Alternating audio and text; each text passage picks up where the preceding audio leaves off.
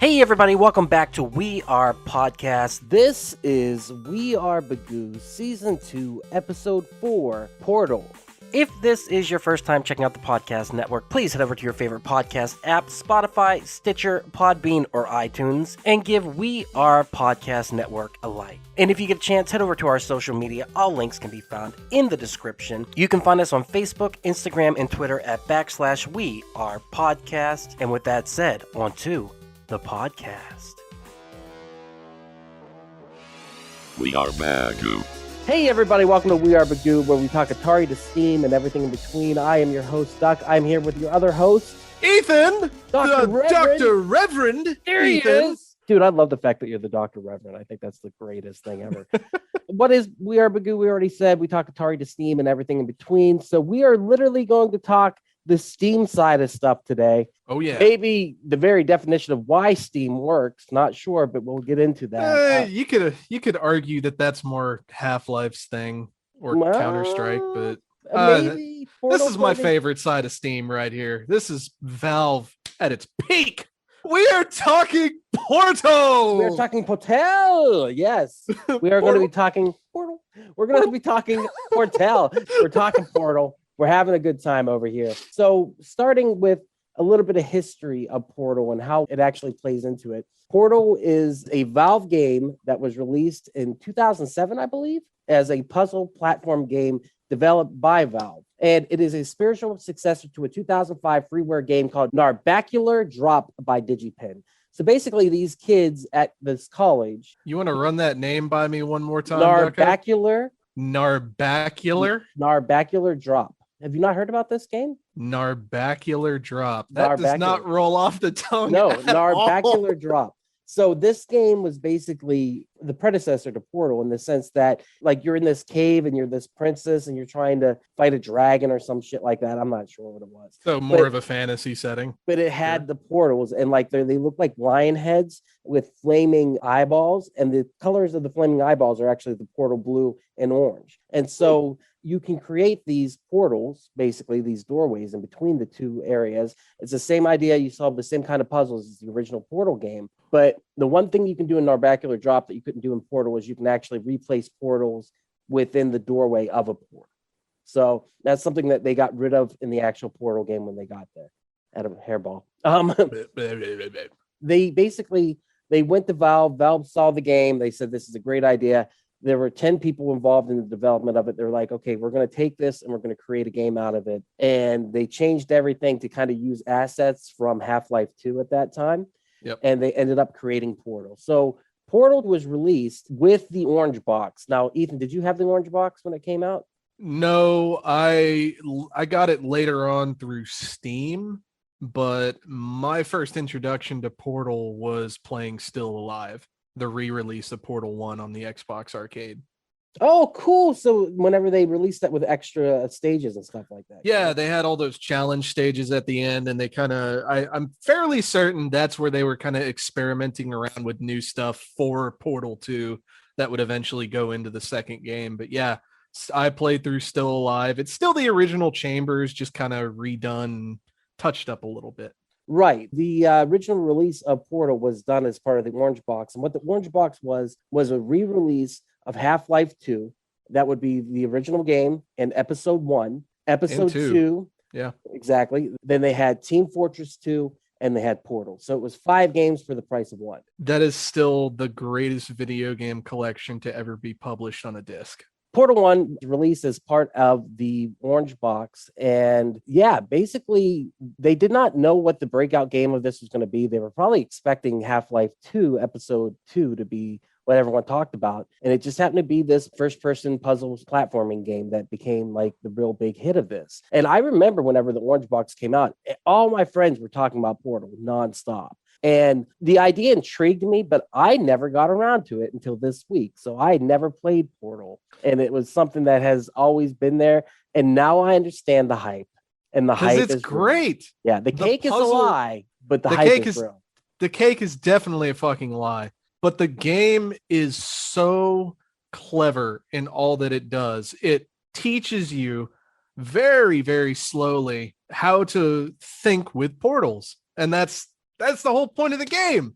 it's done really well. The puzzles are fun, they're challenging, but it's a good order that slowly builds up in difficulty. Even the world building is there, surprisingly, despite from the face value kind of being a linear sort of story. Okay, you're a test subject, you are helping with tests. No, there's something else going on here. You can see the windows where there's supposed to be people observing you and there's never anyone there. This mysterious voice is kind of taunting you almost the entire time. And it's a slow burn. I love that the taunting is a slow burn because at first it's just a robotic voice telling you what to do. And I thought it was recordings at first. I thought it was pre-recorded stuff. No. It's an artificial intelligence called GLaDOS. And the artificial intelligence is talking to you the whole time.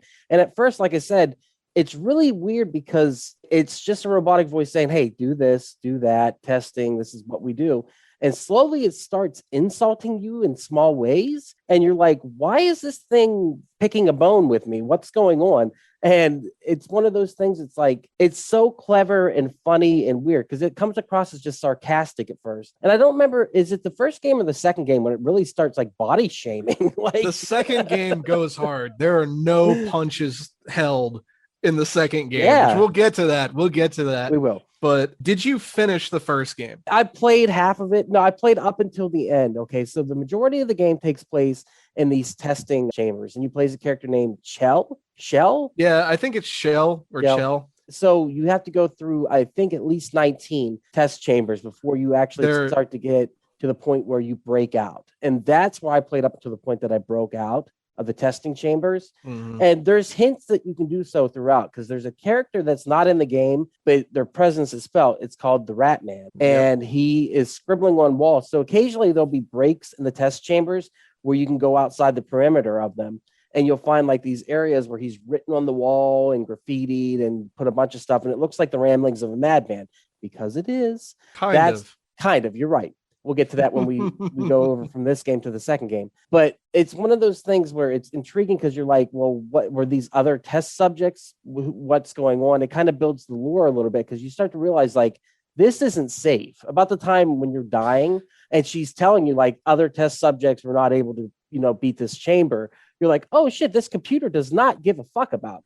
Oh yeah, no, like you might be kind of feeling a little off about halfway through. You've got the goo you fall in that'll just kill you on the spot, which terrified me. By the way, I hated falling into it. I kept thinking there was going to be a shark or something that came. I hate water stuff. I just can't do it. But no, the real batteries drop moment. Go watch Camp/Horrorcast. Little reference there. Little reference. Oh yeah, wiki face. The live fire course, the first test chamber where you have the turrets loaded in. She goes, "Oh yeah, by the way, this was accidentally used as a live fire course, and they didn't take the fake bullets out of these turrets. So good luck." Yeah. And the doors open, silence. It's just like, we're in danger. We're like legit in danger here. And I didn't realize you could pick up the turrets. So I picked up one of the cubes and I knocked over the turrets with the cube at first. I didn't know that you could just walk up and like rip them. And you can just fucking throw them across the room. But that's the beautiful thing about this game is a lot of times there is more than one way you can approach these puzzles where, especially like that with the turrets, you could go up, pick them up, and just throw them aside. You could drop the cube on them. You could use the cube as a shield. There's a bunch of different ways you can approach it. 100%. That's what I did. I used the cube as a shield. I was like I realized like the bullets wouldn't hit me at a certain point. So I was like, here we go, cube in front, and then I just knock them over like dominoes. It's just boom. You know what I mean? And the big thing is the promise of cake. GLaDOS keeps saying there will be cake at the end of the test. And you're like, ooh, we're going to get cake. That's exciting. But it's also kind of demeaning in a way, too. And that's what makes it so funny because it's like a robot would think that all you would want is cake. When you're sitting there going like, what are we building to? Like, obviously, my character wants freedom because like, this is not safe. This is dangerous. We need to get out of here. And at a certain point, Chell decides that she's going to escape. And by doing that, she's going to not even decides, it's escape or die because that 19th test chamber, and I don't know if you made it this far in your playthrough or not. Okay. Yeah. You get through the puzzle and finally GLaDOS is like, okay, good job. You've completed the test chambers. She says some quip about how the portal device is rated up to a certain heat level and it will not be damaged even after being exposed to extreme heats as you're being lowered into a pit of fire. Well, right before that, you see the cake that you're promised in a placard on the wall, and then take the turn of the corner. And that's when you see that the incinerator is ready for you. And I don't know if you can insert it here, but that last little voice line, you Sure. should play that like right here. You know, the portal device is rated to whatever, blah, blah, blah. Goodbye. And it's so twisted and dark. so And ridiculous. Congratulations. The test is now over. All Aperture technologies remain safely operational up to 4,000 degrees Kelvin. Rest assured that there is absolutely no chance of a dangerous equipment malfunction prior to your victory incandescence. Thank you for participating in this Aperture Science computer-aided enrichment activity. Goodbye. for me, that was the moment it was like, oh, fuck, oh, fuck, oh, fuck, what do I do? Boom. And you see the little space up above where it's white on the wall that you can throw a portal. You throw a portal to the left or the right or whatever it was, and you just bounce the fuck out of there. And it's intense though. That moment is very intense. Very intense. I think the first time through, I died in that spot because I was not ready for it. And I think they kind of intended it to be that way. Yeah. And that's when it starts the escape section of the game. That's when I kind of gave up, because even though I'd played up to that point and I hadn't cheated that much, quote unquote, hadn't cheated that much. You used a guide. It's fine. I used the guide, a video companion, if you will, because I was having issues with some of the momentum puzzles, because that's one thing that Portal does. The original game is you make a hole in the floor and then you have to come off the ceiling and make another hole in the floor and gain that momentum to ricochet you across the stage so you can break the barriers. And there are barriers in the game. If you put portals up, if you hit the barrier, they disappear. You can't take the cubes across those areas either. They disintegrate. And so I was having some issues with that. And then I really was having issues with that escape because I didn't realize, like, if you really look around, and that's the idea, once the area opens up and it's no longer the hypoallergenic looking rooms of the doctor, what's the word I'm looking for? Like the hospital rooms, the test chambers, like the super clean, the super Apple looking rooms, you know, with the white walls. Yeah, this is the basement of Apple's main office. That's what it is. This is definitely okay. iPhone 13's right around the corner. Only 2 more chambers. It's the very sterile looking area.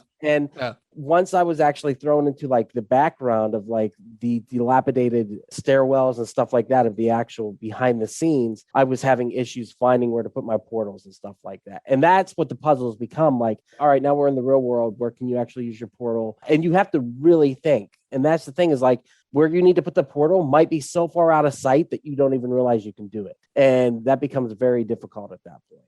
It's a bit of a difficulty spike, but I think it's intended to be that way. Absolutely. Because it's supposed to be super disorienting and tense, and you don't know what this evil robot voice is going to do now that you're kind of behind the scenes and escaping. It's very, very well done. But yeah, that's some of the hardest puzzles in the first game, is that escape. Yeah, and especially 100%. When you get closer and closer towards her chamber. I died so many times. There's 2 points where these turrets come back and become a huge issue, where you're in this sort of square room and all these doors around you slowly start opening up, and each one of them has a different turret in it. So you have to be able to act quick to go take them down, or else you're going to get lit up and die. Right. And then the one following that is an even bigger room with even more doors and turrets all around you. And it's really, really just tense. And it's so damn clever. Yeah. Because you feel like a fucking genius after you solve some of these test chambers. And the inverse, I felt like a fucking idiot because I couldn't figure out a lot of the chambers. I'm just sitting there going like, I am terrible at this game. But I kept wanting to play. That's the point, is you'll look up a guide for one, go like, God, why didn't I fucking think of that? Why didn't I? And then you'll go to the next chamber and you'll be like, oh, this kind of builds upon the thing that the guy did last time. And then you'll go through and figure it out, get stuck somewhere else, rinse and repeat. Yeah. It's how absolutely it goes. Wonderfully designed. And I like that you brought up those turrets at the end, because that is like, it really heightens the sense of like danger that's going on, and she really does not want you to get towards her. And the final boss battle too. Yeah, there's a fucking boss battle in a puzzle game. Yeah, what an interesting way to. I don't know if I would have ever figured out how to defeat her without a guide on that. I don't know. Did you figure it out on your own? It does a really clever way of not. Yeah, I guess you could say it's easing you into how to fight the boss. Like just before her chamber, I think, meet this little turret that it'll lock on, freeze, and then fire a rocket. Before it starts the actual boss fight timer, the neurotoxin filling the room with GLaDOS, she'll shit talk you the whole time, but she's not going to attack you, not going to do anything until you fire that first rocket, hit her, knock that core off, and throw it away. So it kind of introduces that idea of, okay, somehow I have to shoot a rocket to hit her, take the core, and throw it in the incinerator. And that's when she releases the neuro gas. Is that right? Yes, that's when the timer starts. It's like, okay, well, we showed you how to fight the boss. Good luck, buddy. Have fun. You get what, 5 minutes? Is it something like that? I think so. It's you get a few minutes to battle her, and each core that you incinerate slowly, the fight gets a little more difficult. There's things kind of impeding your progress. And that last core, whenever they grabbed it, and it was like cursing and swearing and like just like, oh yeah, I think scary, anger core or whatever it was. Anger core, feral core. I don't remember what it was called, but just like hissing and stuff.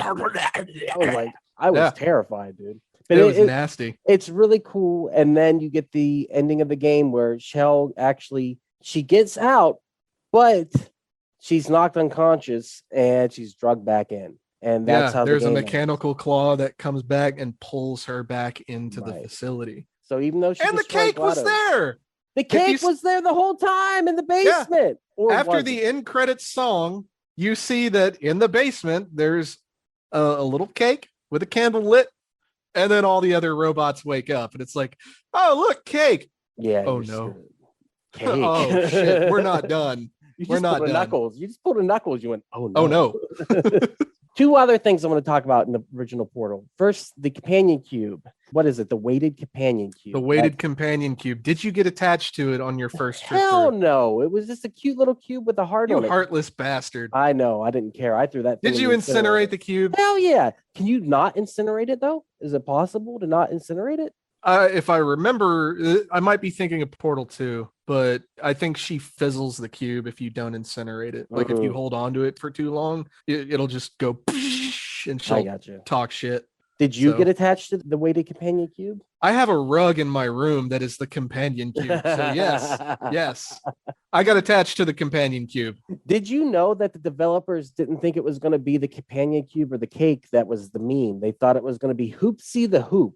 Do you know what the hell I'm talking about? No. So at the end of the game, when everything explodes and you see Chell on the top surface and you see like the aperture science thing in the background, there's a hoop that falls on the ground in front of her.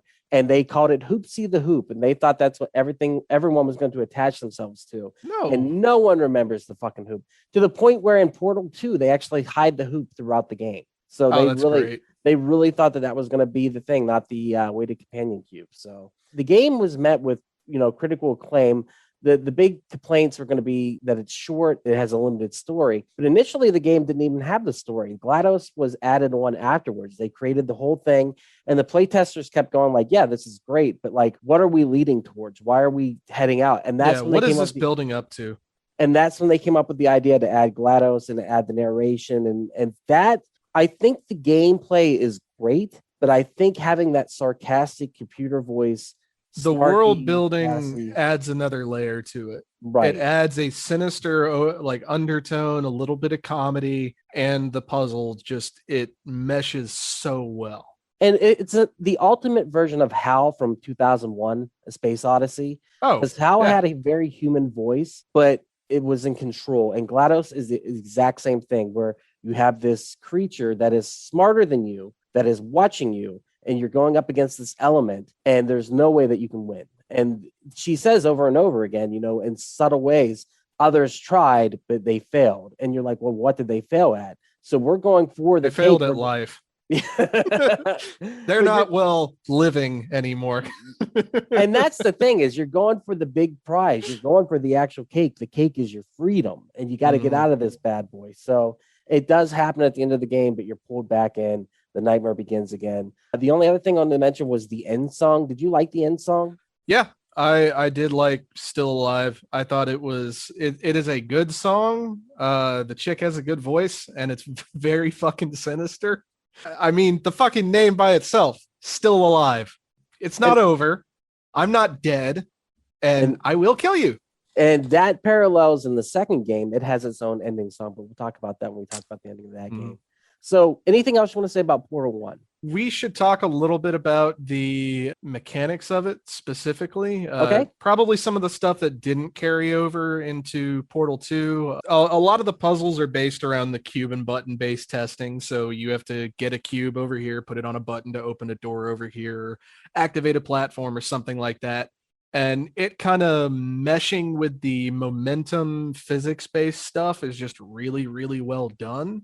The one thing that I can't stand about Portal 1, and this goes into Still Alive as well, I hate the little energy ball and the little receptacle you have to hit it into. I know that's rolled over from Half-Life, but there's a reason it's not in the second game. Yeah. I was actually going to say that. That's so funny because I was going to say they just seem like weird puzzles to me. And I get it. You see where the energy cube bounces off. You see the burn mark in the wall, and so you kind of know. But like it seemed like a broken mechanic in some ways. And it was fine. Thank God the puzzles, a lot of whatever the puzzle is, doesn't last for a long time. They change it up enough. There's enough variety in all the puzzles that you really none of the mechanics really overstay their welcome too much. And even if they're used quite a bit, they're used in different ways every time. Like the Emancipation Grill, I think is what it's called. That blue sort of force field you pass through and it kills your portals. At the start of the game, it's mainly just used as kind of your exit. You pass through, your portals are gone, elevator, next level. But then in later chambers, you're kind of having to think around those. Okay, if I fling myself through here, I'm going to pass through that grill. It's going to kill my portals. What's going to be on the other side? And how do I use that and work around it? And nothing overstays its welcome except that damn little energy ball. Yeah. And that corridor where you have to use the cube to kind of bounce it into the thing. I hated that. Yeah, that was a rough one. That was a really rough one. Yeah, I agree with you. I didn't care much for that, the ball. That I didn't like that. Any other things you want to say about Portal 1? We can briefly touch on Still Alive. It's Portal 1 plus. All they did really was added in some extra test chambers, and you can see, if I remember right, a little bit of their experimentation with new mechanics. They had like this little electricity field that would turn on and could fry you. I think they touched very briefly into like hard light bridges, which eventually rolled over into Portal 2, but Still Alive was definitely more of a testing grounds for them that would eventually roll into the next game.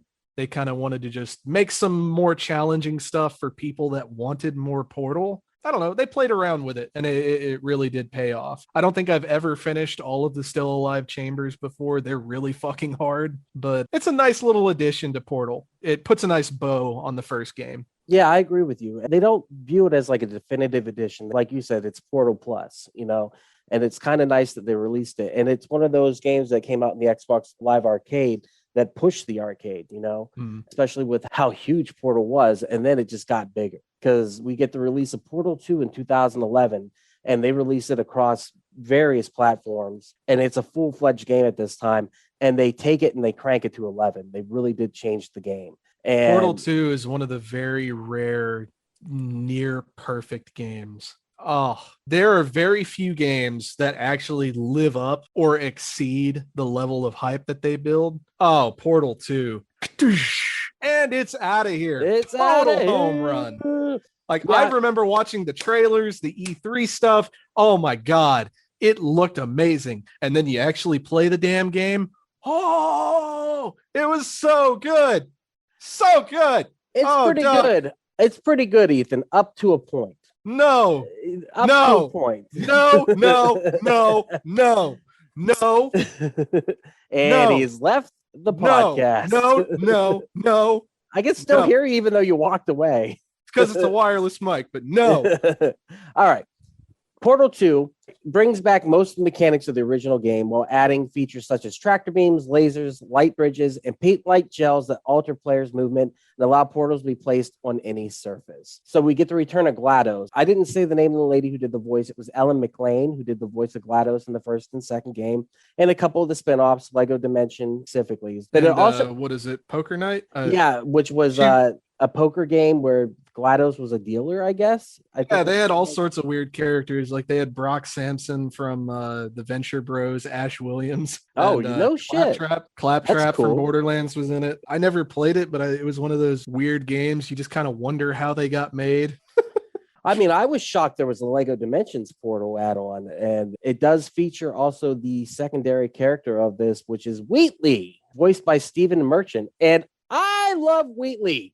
I know Wheatley is the best fucking character. I understand some people are annoyed by Wheatley. I Fuck get it. those people. I was No. not annoyed by Wheatley. Those people that don't like Wheatley, they have a very minor case of serious brain damage because he is the best written, best performed, and is one of the greatest allies and antagonists in any form of media ever. It Agreed. is so good. It's so And- weird because they set him up as your friend, like you said. Because in this world, you can't trust AI. You can't trust Yeah. the robot. But he's a bumbling idiot. He's lovable. He's fun. He's there to help you. He's helping you get out of jams left He and right. clearly and, doesn't like GLaDOS too. Right. So he's scared of her. Yeah. And it's Mhm. great because he's stuck on. All right. When the game opens, Let's get into the story of things. Yeah. Let's get that out of the way. We'll cover the mechanics here in just a second. But the story of Portal 2. Go. So we open up the game. We are in a room that looks like a hotel room. And the doorbell rings. And so we go to the door and we're introduced to the robot Wheatley. And he comes into the room on a rail system. So you're going, okay, this is a little bit weird. And that opening, which takes a good 10 minutes, where you're in this hotel room and all of a sudden it starts to fall apart and you realize that you're on a rail system itself and it's smashing into walls left and right. You've been awoken for God knows what reason. I think the power was draining in the chambers. And so Yeah, the reactor is about to melt down, and this announcer keeps coming on going, reactor meltdown imminent. Prepare to evacuate facilities or something like that. Wheatley is flipping shit, just going, stay calm, it's fine. And the room is breaking to pieces. And as it's breaking to pieces, you're realizing it was all fake, it was all false, and you got to somehow escape this. And as you escape it, you fall into the old remnants of the Aperture Laboratories, and you have to start working your way through the different puzzles to get out of there. And through doing so, you somehow awaken GLaDOS, even though she is dead. You bring her back to life, and she decides that she's going to start testing you again. And it's fucking crazy. And Wheatley's trying to save you and get you out of it. Oh my God. And so something I want to add real quick though Yeah. is Wheatley has, aside from the brain damage line, there's so many perfect lines. Like this is the best opening to a game. Agreed. Period. This is textbook. This is how you hook someone in, show them how to play, and go. You don't need to play Portal 1 to play Portal 2. Not at all. You can play it solely on its own. But my favorite fucking line is he's taking the little hotel room you're in, he's swinging back and forth, it's bouncing into things, and he's talking to you the whole time, just explaining his situation. And he goes something along the lines of, now what am I supposed to tell when management comes down here and finds 10,000 flippin' vegetables? You're not the only one down there. There's 10,000 fucking humans in these vaults that are now dead because of the power spit out. God. That plays into the Ratman comic book, which is the interlude between the two. So the Ratman has survived, and the Ratman is a schizophrenic character with his companion cube, and he's trying to keep Chell alive. So he puts her in a station or in a hypo sleep or whatever you would call it. And he saves her life. He saves her, but by saving her, he accidentally reroutes the power to her alone. And slowly that kills the rest of the people that are in stasis. So that's why most of them are dead. I think that's some variation of that. It's an interesting little comic, but it's kind of a neat little prelude to what would happen in Portal 2. But yeah, you go through, Wheatley eventually crashes into the old testing track, and you go through the first like 3 or 4 chambers from the original game to kind of stair step into those mechanics. And that's kind of cool, is it's callbacks to the original game. And the chambers are the exact same, except for they're overgrown with vegetation and a little bit dilapidated. But what is really cool is as you go through the game, you realize GLaDOS can actually create the chambers as you go. So like After all she's reawoken, she's rebuilding the entire facility and putting it all back into order. So she'll manipulate panels and things will move into place, and you'll just kind of go, oh, she could literally just crush me at any little second. She is just fucking with you at this point.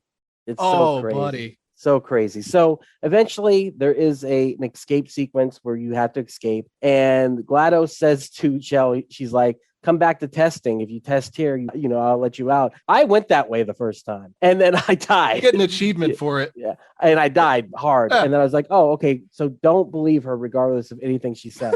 Because I didn't realize you could go right. I went left. And so you're following Wheatley, and he comes up with a plan that you guys are going to go defeat GLaDOS, and you're going to switch them.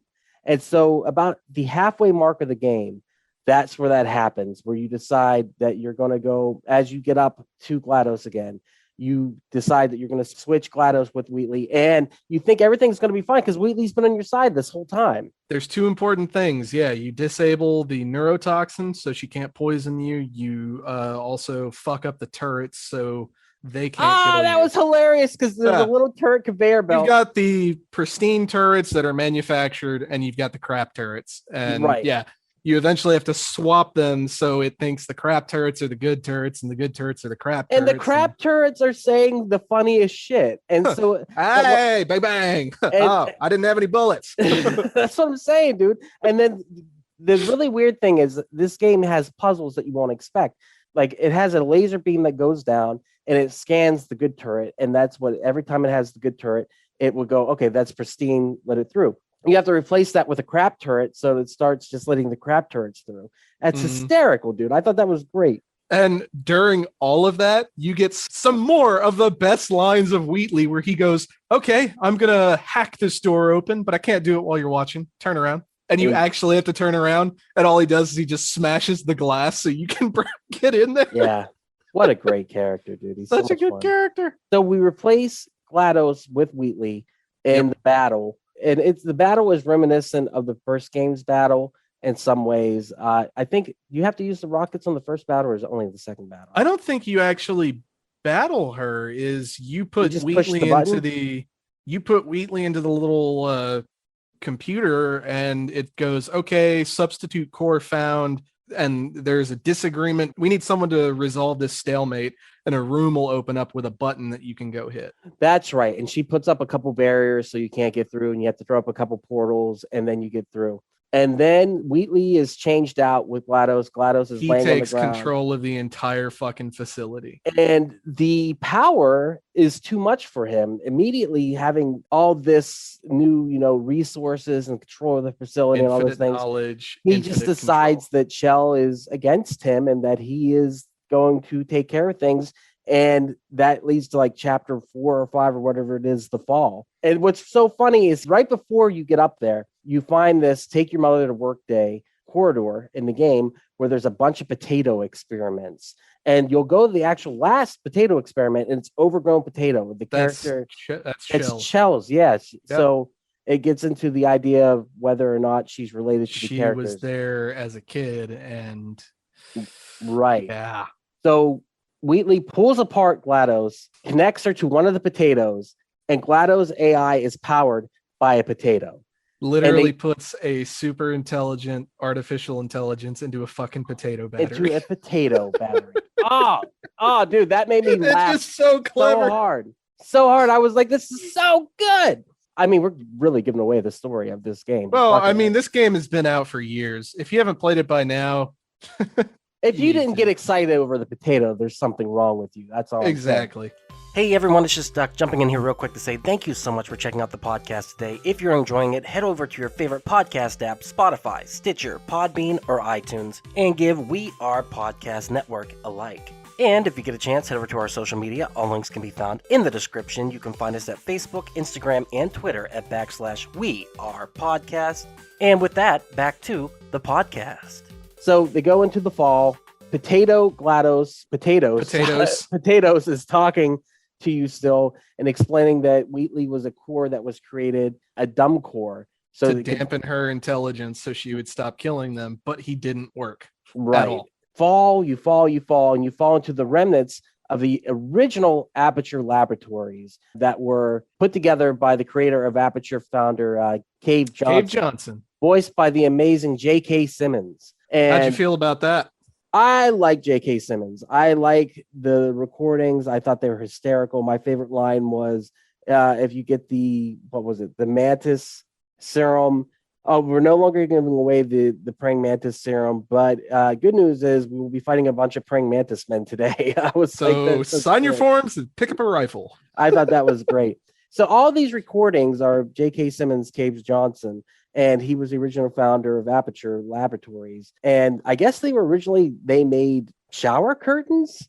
And then they made something dumb, and I think their first big break was with I don't know if it was their first big break, but you go into these test chambers where you start exploring the use of repulsion gel, which is the blue bouncy goo. You put it on a surface and you'll bounce right off at whatever velocity you hit it. And that adds a whole new level of dimensions to these puzzles. Funnily enough, there's a poster that in the very first test chamber where you use it, you have to actually go through and turn these gel pump stations back on. And that's what starts flowing the gel back up to the current test chambers way up above you. There's a poster there that talks about how they invented the repulsion gel and how it was originally supposed to be a dietary supplement that would make the food bounce up out of your stomach. But anyone that ingested it fucked up their internal organs so bad. Yeah. It's just so clever, the amount of detail they put into that. And you can find all this just by looking around. So what you're looking at is the first half of the game is primarily Portal 1 style puzzles. They add in a couple of things, laser beams, hard light bridges, and stuff like that. Yeah, and you get the cubes, cube and button based testing. Companion cube makes an appearance. The edgeless safety cube, which is just the spear, that comes back. Lasers come in. They always have great names for this. Thermal discouragement beam. And then the aerial faith plate, which is just literally it launches you in the air. Right. And those puzzles were fun. I like those puzzles. And then the second half of the game starts taking in the gels. And that's when I went, fuck no, I'm done playing. And Ethan disagrees with me tremendously on this. That's when I said I'm out. When I started bouncing around like a goddamn gummy bear, jumping here and there and everywhere, I lost interest. Dude, the gels make for so many interesting puzzles, especially when you get to the next section of old Aperture Labs where you get the repulsion gel, the ones that make you go fast. You have to combine the bouncing gel with the speedy gel. You get a running start and you go flying, and combine that with portals. Well, the portals are perfect. They're pretty much about the placement of the gels at that point too, and how you're going to dispense them. I did like the white gel though, allowed the conversion gel made out of the moon rocks that allowed you to place the portals in a lot of different places. The game really opens up because in the first half you really are in corridors and you are claustrophobic and you feel it. The second half, it takes place in these wide open areas where you have to be able to jump to high distances and you have to look around and see where you can place your portals. It's very reminiscent of the end of the first game. They wanted to play into that sort of escape sequence type thing a little bit more. Right. And it's honestly laid out a lot better than and makes a bit more sense. There's still points where you can get lost, but not near as many as the first game where you get so turned around and lost in a lot of those same looking corridors. I agree with you 100%. I don't particularly like the second part of the game, so that's when I stopped playing. But I watched the remainder of it, and I absolutely love whenever you go back into the testing labs and Wheatley is now testing you. And Wheatley's an idiot. And he's just like, oh, I made a new testing chamber. And she's like, this is my testing chamber. He's like, oh, but I added writing on the wall. Like, and See the little word things like test up there? yeah, I added that. And then it gets into the idea of like he has to test, like it's part of the programming.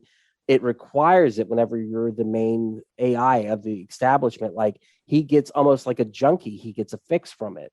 And so he's talking about things like re-recording it so he can watch it back to see if he gets that jolt again. And he has to create, but he's not smart enough to create the chambers. Because So slowly over time, just like a person that is actually addicted to something, you build up a little bit of a resistance to yeah, it. your tolerance And it goes doesn't up. hit as hard the first time. And yeah, chapter 8, I think it is, the itch. That's where you kind of start seeing, okay, he's really fucking losing it. Yeah, he's going cuckoo 'Cause bananas. And the whole time, the laboratory is falling to pieces too. That's the whole thing. Is GLaDOS knows that the whole thing is going to blow up eventually if they don't get up there and replace her with him again. And so you can feel the tremors, and he's saying like things like, "Oh, there were fires on this level," and things like that. One of my favorite lines was he cleared out the skeletons of a testing chamber so he could go in and do that test. She goes, "He's running out of chambers." And he goes, "Oh, I found a bunch of new chambers. Just had to clear out the skeletons." She goes, "Oh, I forgot. I did build up a bunch of them." I never stockpiled them. Look, I found all these chambers stockpiled back here. Oh, so I guess I did. I did. Yeah. It's so fucking good. So you get to the top. You have to fight Wheatley. And Wheatley says, Well, hold "Listen, up. You're missing a whole section of stuff there, buddy. oh, Yeah. that stuff is crap." No, fuck you. That is the part of the game I go back and play over and over and over and over. All right, again. go ahead.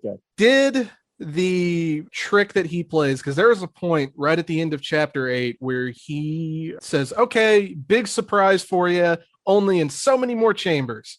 Did that get you? That faith plate that you think is going to launch you forward, and you end up flying to the side, and he goes, surprise, we're doing it now. I didn't play up to that point because I stopped. Well, playing in about what you halfway through. watched, though. But when I watched it, yeah, I thought that was really fun because, and even GLaDOS was like, "Well, that was clever."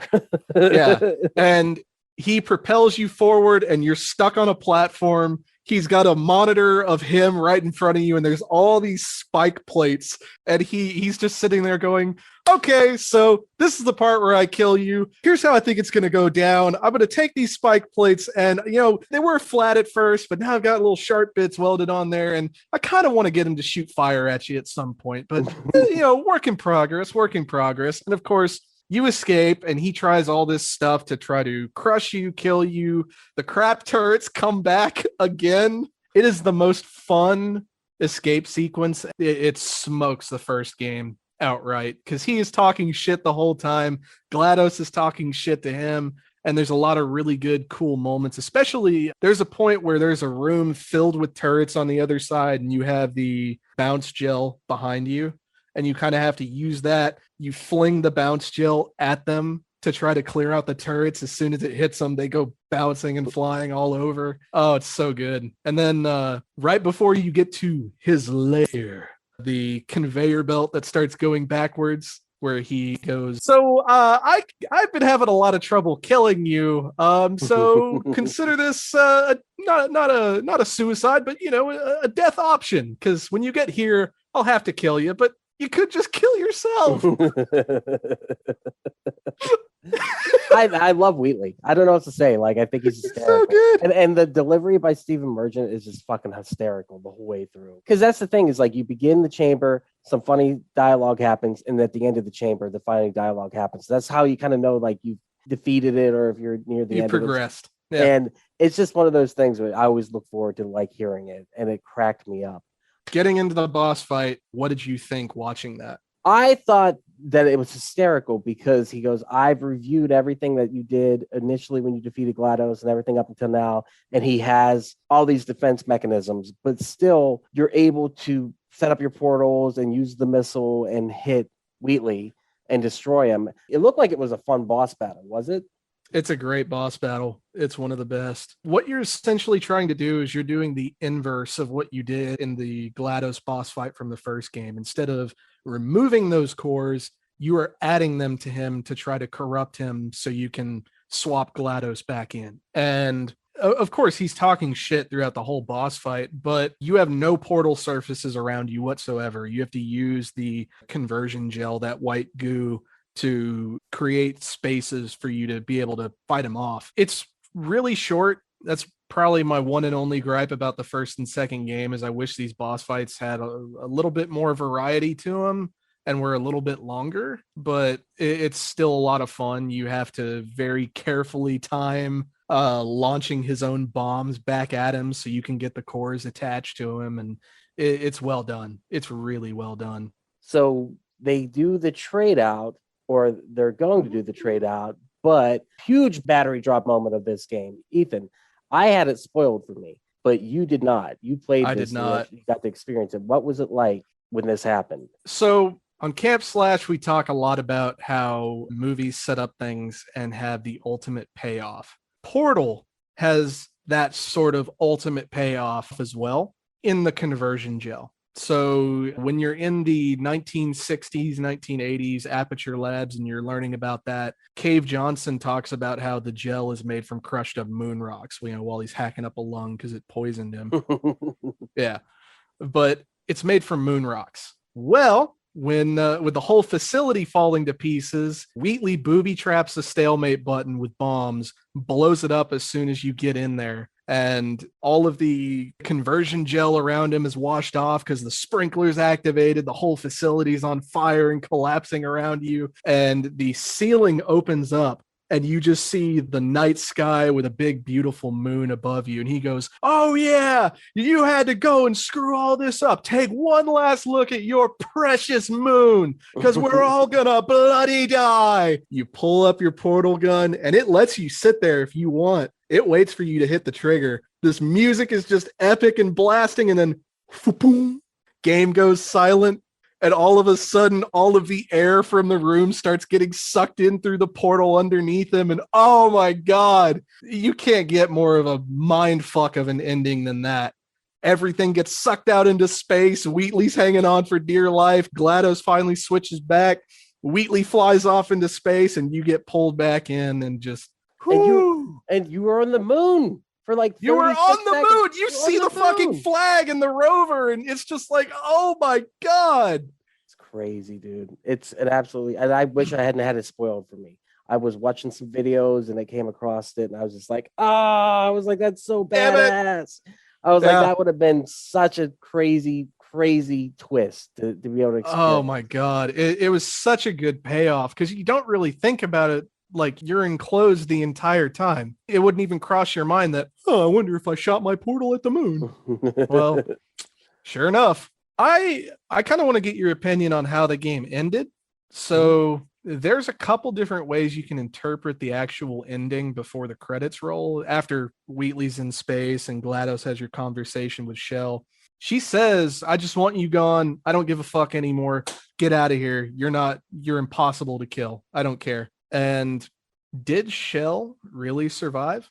I think she did. There's a lot of debate on whether or not she did. I thought she did until I watched a few videos on that. GLaDOS has her final speech at the end, basically just go. Elevator goes up and these doors open up. There's turrets sitting there. They have their lasers pointed directly at you, but at no point does it cut. Their lights go off and then they start singing to you and it goes into the whole turret opera thing. And it opens up, you're in a field, you're outside, companion cube gets spit up, and then credits roll. And it's a wonderfully happy ending, unless you view the turrets singing to her as angels taking her away to the heavens, which I kind of think that's what happened. You think the turrets shot her then, and then she just went on? Yep. I think there's a possibility there. It's very ambiguous. And it also could just be the idea of like, that, don't be afraid of death. And like, as scary as it is when it's facing you in that final moment, it's not as terrifying as it should be. Or it's not over in an instant. Yeah. And then you're going to go on to the Elysium fields of heaven. You know what I mean? Possibly. But like, also this game takes place in the future, like the future. Like it takes place in the Half-Life future. Like that is the same universe. So well, the question is how many years, because at the beginning of Portal 2, it says 999999. And so that could be days, that could be years, that could be minutes, it could be anything. No telling. But the developers themselves have said that this game takes place 20,000 to 50,000 years past the original Portal game. I think that's a little bit ludicrous, but that's what the developers have said. So whatever. So there's no telling. does civilization even exist? What did she escape to? You know what I mean? I don't know, man, but I do like the ending. I think it was a lot of fun having Wheatley in space apologizing for what he did and just the space cube, like space. Is there anything else you want to say about Portal 2, Ethan? If you haven't played it at this point and you've gotten to this point in the review, just fucking play the game, man. Yeah, we it is one of the most beloved games ever made. Even the whole series 1 and 2. But even if you've had the whole story spoiled, duck, it's worth going back through and playing for the experience of it, because there are so many little details that you'll find playing through the game. There's so many good lines. There's so many clever puzzles. And it's just so good. And on top of that, it goes on sale all the fucking time. Yeah, I got both. Just about every $15. Steam sale, you can get it for like 99 cents. Oh shit! No, well, I spent way too much then. If you paid $15 for this, yeah, you're insane, because you can get those for only a couple bucks. You could probably get the entire Valve collection for a couple bucks, but you know, it is what it is. It was worth it. I was worth my $15. I would have spent it again.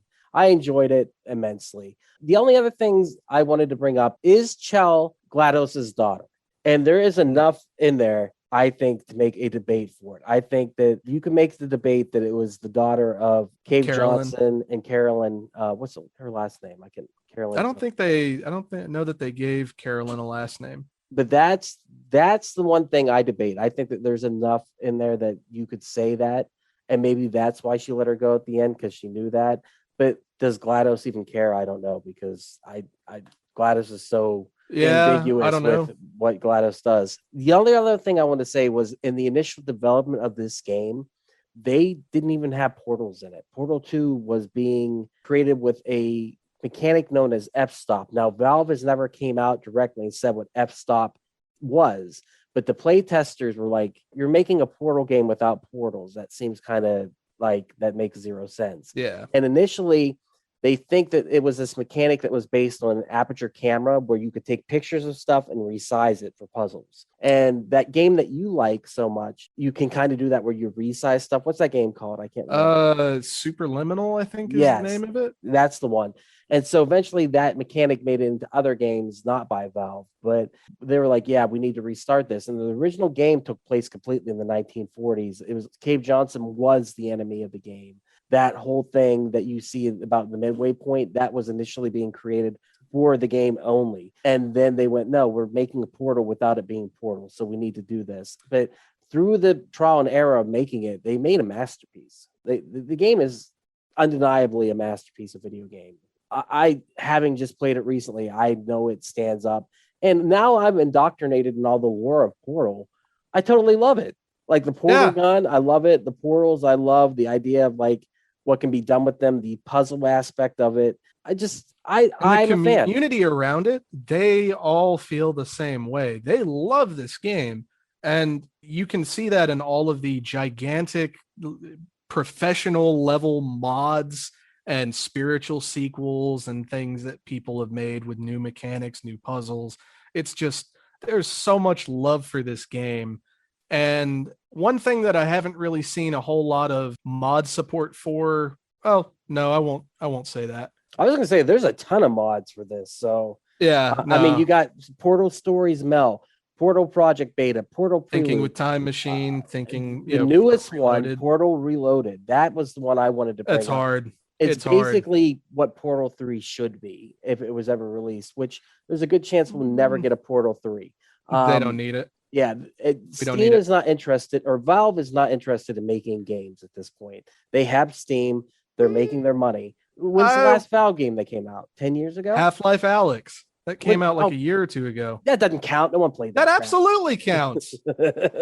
Fuck you. I love that. I always say this shit doesn't matter. And you're like, fuck you, Duck. It does. The one thing I will say that we didn't touch on was co-op mode for Portal 2. Oh, yes. I didn't get a chance to play the co-op. I played it one time. The first time I ever played a Portal game, probably 10 years ago. And I didn't understand it. It wasn't explained to me. But you were saying that it is just as good as the Portal, like, because Portal really is broken down into two different components. The single player mode and the co-op mode, and they're Yes. both complementary, and they're both as full-fledged experience in themselves. Yeah. Co-op mode even has its own full-blown story to go along with it. The test chambers were all very well thought out for 2 people. You have to have 2 people to be able to solve them. And what are the And- names of the robots? Atlas and Peabody. Okay.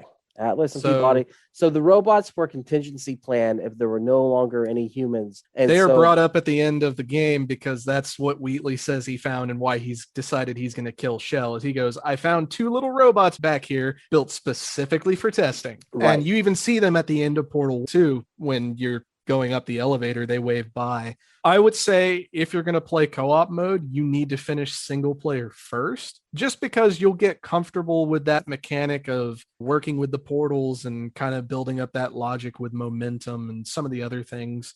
But even if you want to start on co-op first, that's fine. It does a pretty good job of introducing you to things, but it's great. Fantastic. The final level for the co-op story is probably one of my favorites of all of the co-op levels. You have to work together fighting off turrets using the gels and a couple other things to open up the human vault for GLaDOS. And yeah, Shell was not it. There are still a bunch of humans alive in there.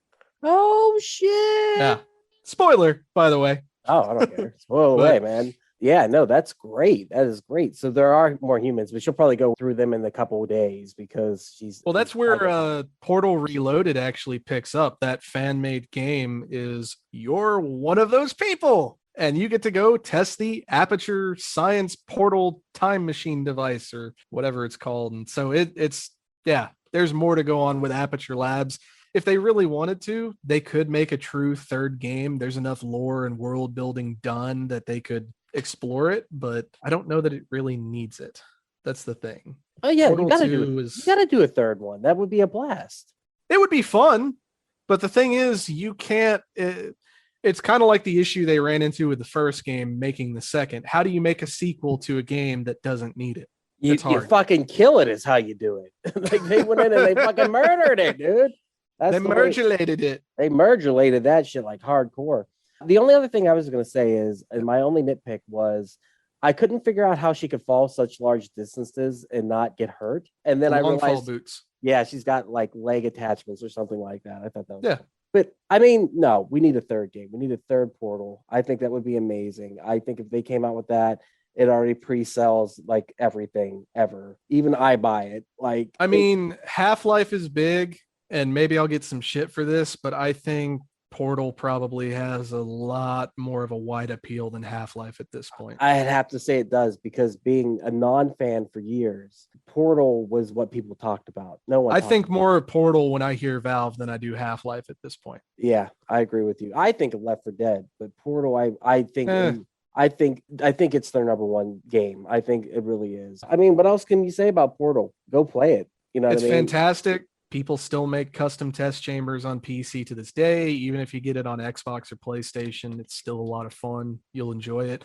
Get a buddy, go through co-op. You'll have a time. It's fantastic. So, Duck, I know you haven't finished it, but let me ask you this.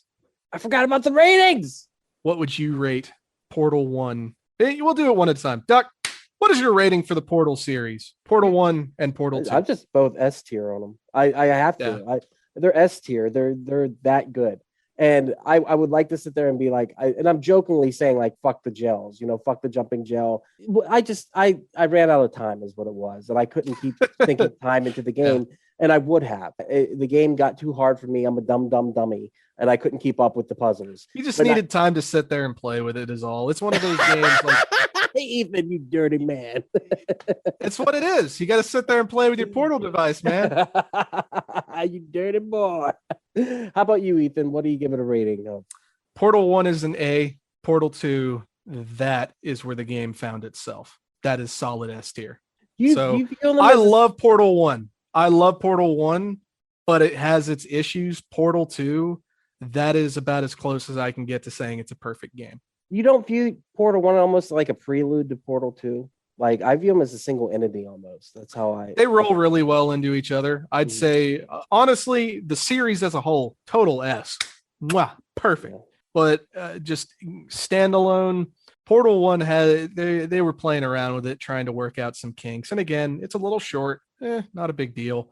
The fucking energy ball thing, I always that took it down a whole ranking. That took it down a whole ranking for me. But yeah, the Portal 2, that gets a solid S from me. 100%. What a fun conversation, dude. Thank you so much for choosing Portal. And dude, I knew you would like it, and I couldn't believe that I actually got to introduce someone to the Portal series, because that doesn't happen. Oh, you flipped out over introducing me to Dead Alive and Evil Dead and all that stuff. No, this is my Dead Alive. Yeah. I could not believe that you hadn't played these games. It was worth it. It's worth your time. It was worth my time. It's just so much fun. So go get yourself some Portal. With that said, I'm Duck. I've been here with the Reverend Dr. E. And there is one thing, though. Something that you can never forget. And what is that, Duck? It's that you ain't Billy Mitchell, bitch. So stop trying. Just stop. Billy Mitchell thinks with portals. Why don't you? Oh, he probably does, dude. He's fucking genius.